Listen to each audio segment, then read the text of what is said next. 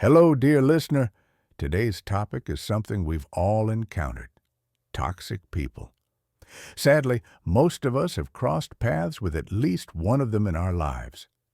Toxicity isn't about gender, it's a character pattern. And yes, let's be honest, it can be a real psychological issue. Having these people in your life is like carrying a parasite inside your body. Every day they drain you, little by little. Throughout life, we meet many people. Some give us strength, some help us grow, some make us feel better just by their presence. But then there are others, those who drain your energy, manipulate your emotions, and slowly weaken your self-esteem. These are toxic people. If you enjoy the videos on this channel, please pause now and subscribe. So who is a toxic person?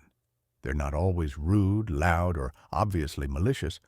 Often they seem kind, charming, even a really good person at first glance.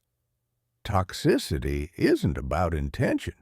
It's a pattern of behavior, how someone interacts, how they relate, and the emotional burden they leave on you.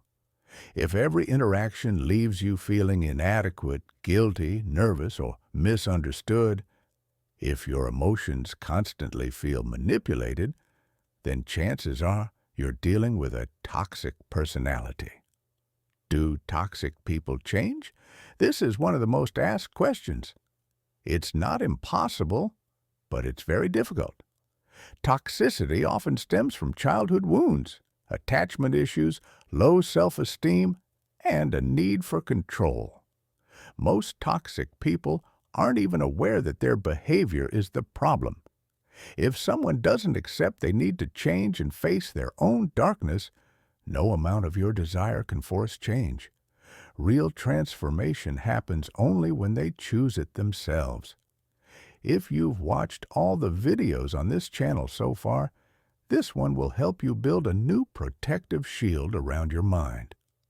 Now let's dive into how to recognize toxic people. I'll explain the most common types of toxic personalities, ones you're likely to encounter in real life. 1. The controlling personality. These people want complete control in relationships. They decide what you do, who you see, and how you behave. Their classic line: "I'm only saying this for your own good." It's not about goodness. It's about control. For example, they question you when you want to meet a friend, criticize your choices, dismiss your decisions. Over time, they break your confidence and make you dependent on them. One day, you realize no one else is left around you. 2. The never wrong personality. These folks never take responsibility. Even when they're obviously wrong, they shift the blame to you. They never apologize. Every statement has a "but" attached to it. You tell them they hurt you, and they say, "I didn't hurt you. You're too sensitive." Healthy communication becomes impossible. 3. The victim personality. Everything always happens to them. They are misunderstood, oppressed, unlucky. They refuse responsibility and place every problem on others.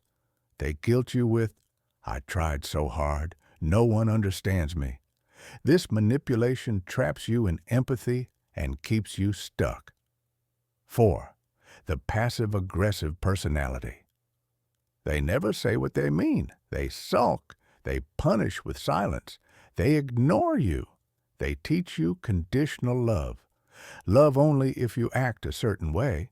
Communication becomes unclear, and you end up avoiding conflict, even when you're right. If they're upset, they won't tell you. They'll just ignore messages or give you the cold shoulder. This erodes trust and honesty. If you've made it this far, type in the comments, "I recognize them, and I'm freeing myself today." 5.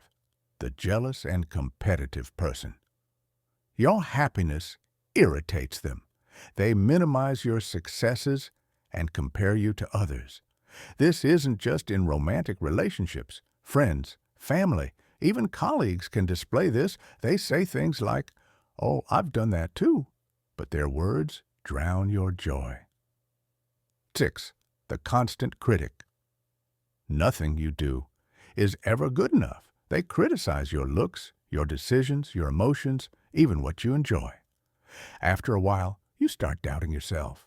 This reduces your self-worth and confidence. 7. The boundary breaker. They have no respect for privacy.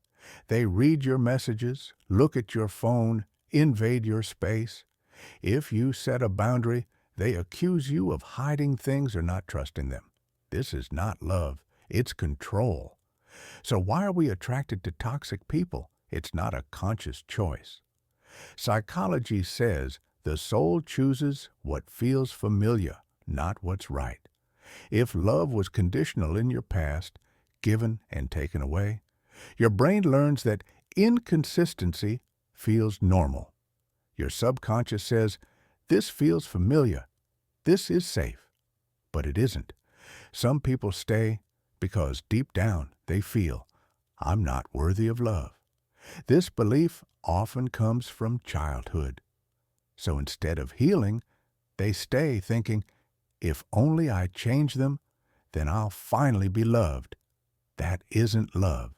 It's a wish to heal your own wounds. And yes, toxic people know you well.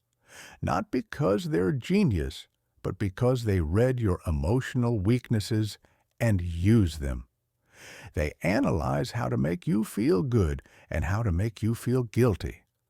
And they do it. Why shouldn't we stay with them? Because toxic relationships do not help you grow. They drain your energy. They make you doubt your worth. They take your voice, your boundaries, your peace. Protecting yourself isn't selfish. It's awareness. Loving yourself isn't arrogance. It's self-respect.